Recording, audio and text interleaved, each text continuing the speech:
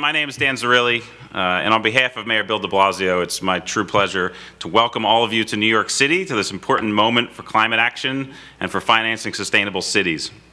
I think it's fitting that we're holding this conference here in New York City. One, the financial capital of the world, of course, but we've also seen the impacts of climate change firsthand here. When Hurricane Sandy roared ashore in 2012, it was clear that the future had arrived. And as temperatures increase and seas continue to rise, all New Yorkers, and our most vulnerable residents in particular, will continue to see greater risk in their communities and in their own lives. That is why we need to continue to lead on climate solutions with C40 and with all of you here in the room.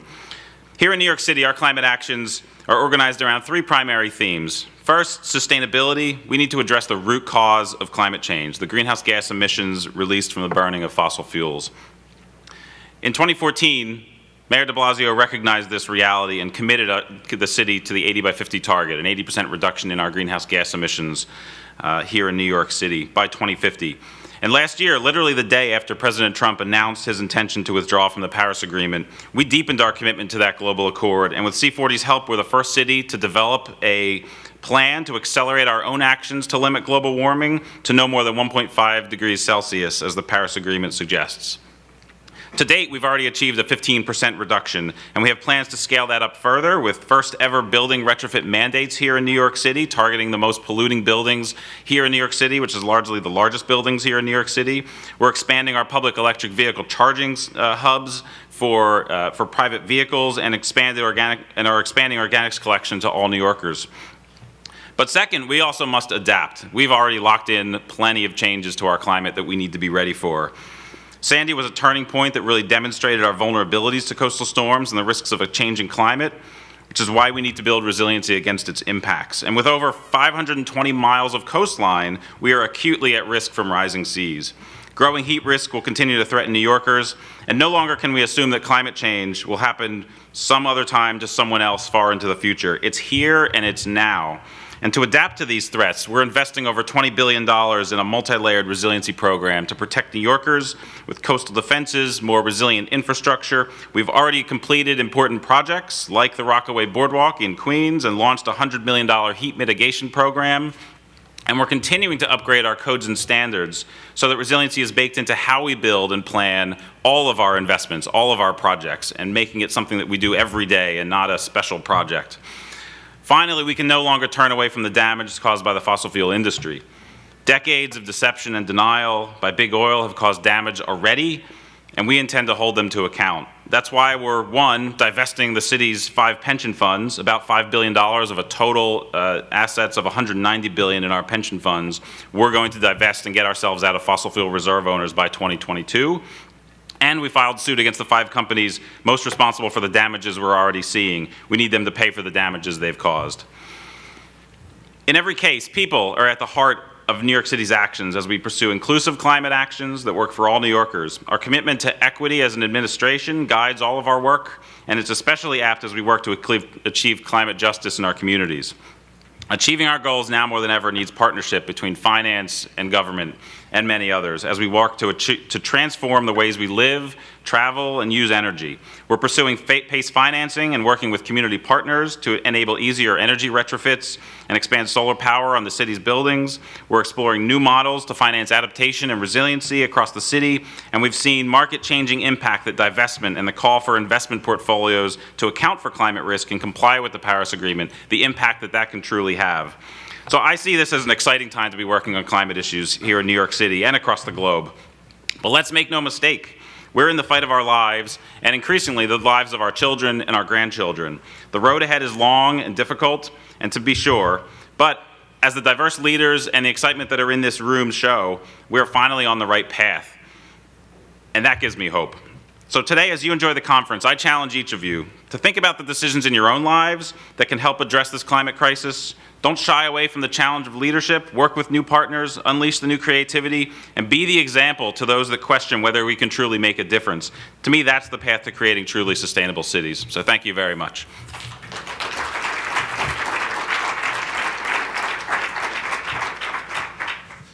Dan, thanks very much for your remarks. And I was struck by your last comment about being the example for those who can truly make a difference. Because at its heart, that's really the C40 model. The belief is by having the world's largest cities working together and making real change, we can demonstrate that the world can actually combat dangerous global warming. So could you, in that context, given New York's unique position as the first city to have a 1.5 degree compliant plan, can you talk a little bit more about how that plan works, sectors it addresses, and maybe a bit about how you got to the process of being in a position to show that kind of example and leadership to the world? Absolutely. I think the point is clearly made that we as a city feel the responsibility to continue to be out in front and to lead because of being not only the global financial capital, but also the global media capital of the world. When we do things, people notice in a way that doesn't get noticed elsewhere. And so that gives us, I think, even more responsibility to be out in front and out ahead. So when we were, in 2014, we made an 80 by 50 commitment, and we saw cities across the world step up and do that. And I think largely we gave them the impetus and the ability to do that because if New York can do it, well, we can too. And so we saw lots of cities be able to follow that up. We then worked to develop the roadmap to deliver on that, and the analysis, the modeling, all the rigor that goes into making a commitment like that. We were able to lay out and put ourselves in a great position that when we were talking and working with C40 on delivering on the Paris Agreement and really aligning ourselves with a 1.5 degree target, we had done the hard work largely already of the modeling and understanding the pathways. We knew it was in our buildings, which account for 70% of our GHGs, our transportation sector, and largely private vehicles, which are almost another 30% of our GHGs as a city, and then our waste stream and the rest of our GHGs. We knew where it was coming from, and we knew largely the types of things that we needed to accelerate in order to deliver on that Paris Agreement commitment. And so by recently announcing retrofit mandates and taking a first ever step of saying, we're going to set a cap on fossil fuel use in buildings, and we're going to set a deadline, and we're going to hold buildings accountable for that. That was because of the modeling, because of the analysis, because of all the work that had been done, that we were able to step up and make a credible commitment to that effect. And I think that is, from our point of view, it's really important that it's backed up by the science, it's backed up by the analysis. We're not just making commitments that we don't know how to deliver on. And when we make those commitments, we then have to actually follow through and deliver on them. And that's what our team is doing now. So you've got strong commitments. You're the media capital of the world. Toronto's the media capital of Canada, by the way. Just had to get that out there. Also a nice city. And showing leadership, what role does finance play in this? New York's a place, presumably it's possible to mobilize finance. Where are the obstacles from New York's perspective? Are there places we need to find better ways to finance some of the change that's needed? Well, I think one really good example, when we did announce that we were pursuing the retrofit mandates, what came along with it was a commitment to pursue PACE financing and to enable building owners that may not have access to the markets in the same way to be able to use their property tax bill as a way to finance the investments that are needed. And so it was really important for us to identify that as a barrier, that maybe some of the less sophisticated building owners were going to be able to need that tool in order to deliver on this commitment. And we're working now to provide that and make sure that's available to them when the mandates come into effect. And so we're continuing to pursue finance as a tool to help deliver on the commitments we've made. We're in a probably slightly different position as a city. We're generally well capitalized, and we've got a healthy capital budget for city projects. And so we've been able to leverage the capital markets through RGO, bond offerings and other things to make the investments we need as a city. What I think we need to do more of and need to partner with the private sector on more is enabling more predictable finance streams to align with the mandates and to align with the commitments that we're making as a city, and to make sure that private actors all over the city are able to take advantage of that and help deliver on that and be part of the solution as well. So there's a gap in private financing of private actions that are required in order for the city to meet its climate plan goals. Is that? I think, you look out across this building and all the buildings that are going to have to be retrofit, there's a huge market opportunity, and there's a way to bring finance to bear to help solve that problem. And that's, I think, what we really want to help figure out. I'm struck that we've been here for nearly a half an hour and the current federal administration hasn't been mentioned. Maybe we're just obsessed with that in Canada, I don't know. But are there obstacles or opportunities? New York seems to just be proceeding as it wishes at the moment.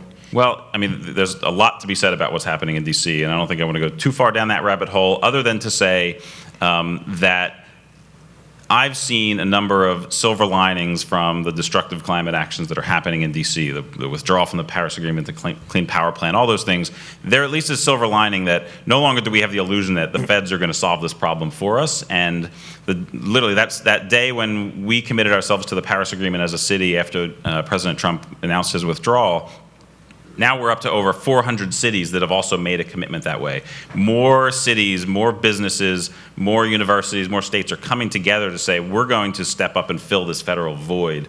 That gives me a lot of hope that we are now having this conversation more as a country and as a nation, and not relying on the feds or what we think DC is going to do to deliver on commitments. We're taking it upon ourselves, and we're going to continue to deliver on this commitment. You mentioned a few times in your remarks the C40, and you also mentioned some other networks in that comment. Can you talk a bit about the relevance of networks to New York City? You're one of the leading cities in the world. Can you do it alone, or are these networks an important part of the way you're working and succeeding? Yeah, I've found our participation in networks to be incredibly valuable.